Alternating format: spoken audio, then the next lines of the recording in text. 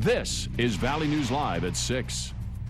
It was supposed to showcase young talent from both the U.S. and Canada right in the Red River Valley, but that apparently didn't happen. Thank you for joining us tonight. Mike has the evening off. Elite Opportunities Football Scouting hosted an event at the Alara Center in Grand Forks. 2 days of practices and training ending with 3 games on Sunday. But according to a viewer who contacted us on our whistleblower hotline, those promises never came to be. Valley News Team's Bradford Eric has been investigating this situation all day. Bradford? Andrea, some kids came from as far away as British Columbia for the chance to train with the pros and compete against other elite athletes. But after paying hundreds of dollars and traveling halfway across the continent, that apparently didn't happen. A whistleblower alerted us to this, saying that Elite Opportunities Football Scouting wasn't delivering at the 2016 International Futures All-Star Game.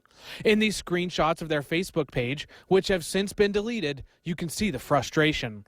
One person says there was no shuttle, no food, no scouts, no film, and no jerseys.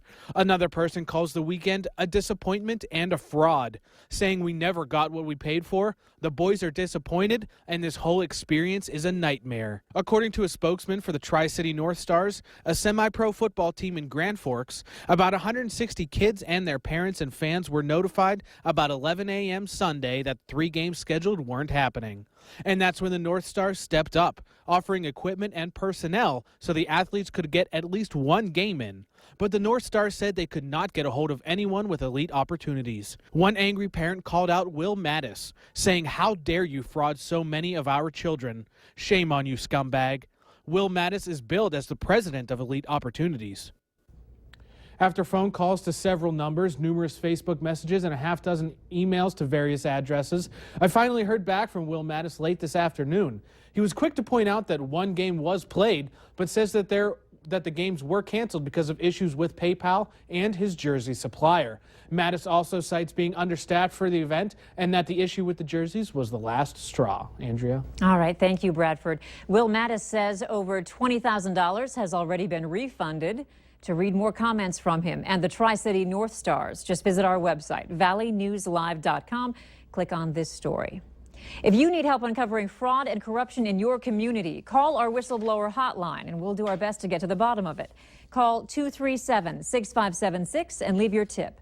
A member of our investigative team will get on the case and go to work to expose the truth. It was sunny and pretty warm out there today, but could there be more snow in our forecast? Let's head over to Hutch Johnson for a first look. Hutch?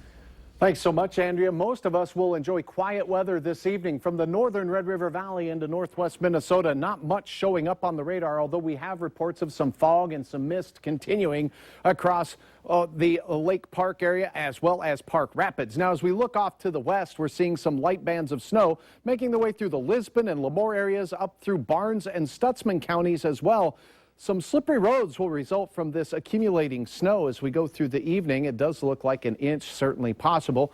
In Grand Forks and Fargo, though, our planner does not include much in the way of accumulation. Yes, we could have a few flakes in the late night hours, light north winds, and temperatures hovering near 30 degrees for most of our early evening hours. Grand Forks slipping into the mid-20s as we head to bed tonight, and likewise most of the flakes to the west of you in western Grand Forks County. More flakes in the forecast. I'll have hour-by-hour details on that and a pretty nice warm-up to talk about, too. We'll do that here in a moment. All right, thanks, Hutch. Dealing with losing an officer or the day-to-day of being a first responder is stressful, which is why a special team within the Fargo Police Department plays a key role. The Peer Assistance Crisis Team, or PACT, is a group of officers who debrief other officers, helping stop post-traumatic stress disorder. PACT is all about officers talking to other officers, those who can relate to what they do each day. The Fargo Police Department runs the group and says there's one thing that people can do to help officers. When we go to these situations, we are doing our job. And the way the community can help us is just by a simple thank you.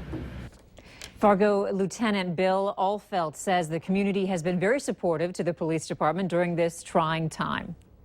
The Fargo Police Department is asking for the community to show support by lighting up their homes with a blue light. The department is giving bulbs away for a donation toward the Officer Mosier Fund. And a North Fargo business is also helping the cause by selling blue bulbs for $5 each, with all proceeds going back to the Mosier family. Valley News Team's Ashley Bishop has this story. A blue light bulb, so simple, but provides so much support. Not only, it's not just such a monetary value, but by turning a light bulb on, it remembers, down the road, not just, that day or the next day or a meal. It gives a little more, significance. The Good Bulb owner has had a family member serve in the police force and felt providing the blue bulbs is just something they must do. It was an easy fit. The group started promoting the idea on Facebook Sunday night and had people lined up to get the bulbs early Monday morning. I've already saw people that have had them, lit up in front of their homes, and I figured, well, I'd like to do the same. Strachey says he isn't surprised by the outpouring support the FM community is giving. That's just generally the way we are up here. I think everybody knows that, and we're there to support them. And I just think the whole nation needs to support their officers better.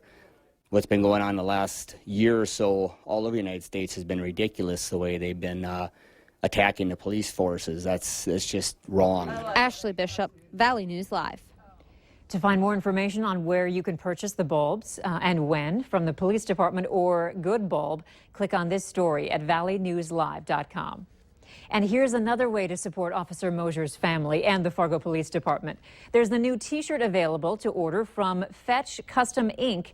They designed the special black T-shirts with a badge on the front and an American flag on the back, with a blue line designed through one of the stripes. The back of the shirt says, "Blessed are the peacemakers, for they shall be called the children of God." 100% of the proceeds will go to the Bell State Bank Fund to support Mosier's wife and 2 children. The shirts were approved through the union and with the Mosier family consent. If you want to buy a T-shirt, go to our website, valleynewslive.com, and click on this story. Orders are open only until Sunday. Other shirts are being sold as well at PetroServe gas stations. Officer Mosier's funeral is scheduled for Monday, February 22nd at 1 p.m. At the request of the Mosier family, the service will be held at Shields Arena. The arena seats anywhere from 5,000 to 6,000 people. Valley News Live will broadcast the funeral on air and online for those who are unable to attend. In other news, fire crews rushed to a new Casey's gas station under construction along 52nd Avenue South in Fargo today because a 150-pound propane tank was spewing flames into the air. The Fargo Fire Department says the torch had been burning for several months as construction crews used it to keep water warm for mixing mortar. For over an hour, multiple crews poured water on the tank and the surrounding pallets and mixer to keep the fire from spreading and the tank from exploding. Investigators in West Fargo have caught up with a man they believe fractured his son's skull last summer. Chance Allen Severson was arrested in northeastern South Dakota last week and taken to the Cass County Jail. He's facing a felony child abuse charge in connection with the injuries to his 7-week-old son. Severson says the infant fell out of a bouncy seat when he stepped out for a cigarette. Doctors who examined the baby say they doubt that, given the severity of the baby's injuries. Severson has pleaded not guilty. He's free on bail and due in court again next month. Law enforcement are dealing with a growing number of child pornography cases. The #1 most searched for type of porn is youth or teens, which isn't legal. It's considered child pornography. Monday night at 10, crime and safety reporter Nicole Johnson shows us a new normal that could be leading your kids to contribute to the online porn industry. That story is tonight. Later on Valley News Live at 6, a famous country act will soon be making a trip to Grand Forks. Stay tuned for the details. And a layer of fresh and frosty flakes making their way through southeast North Dakota and our western counties. I'll have hour-by-hour details on what you can expect in your forecast next.